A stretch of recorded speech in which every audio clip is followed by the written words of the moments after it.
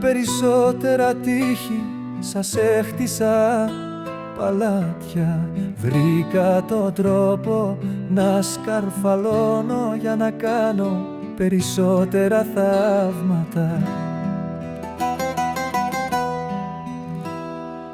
Είστε ένας στίχος σε σχήμα, έχετε κλείσει την καρδιά και την ψυχή.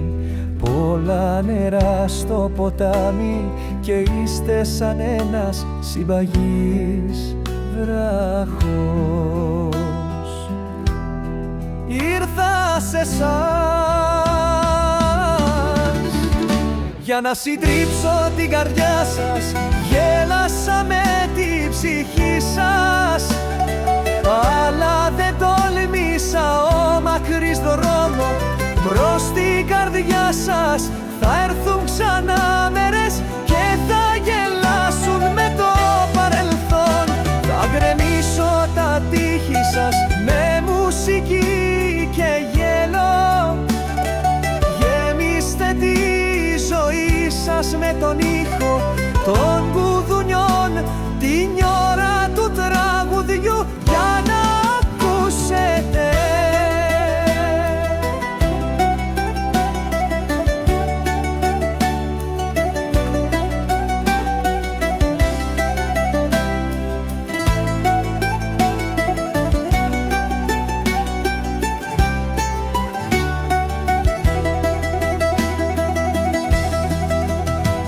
Το φως και την αναπνοή, το φεγγάρι και τα αστέρια, τον ήλιο και το φως, τον ήχο και τα λόγια που προέρχονται από την καρδιά σ' αυτούς που ακούν.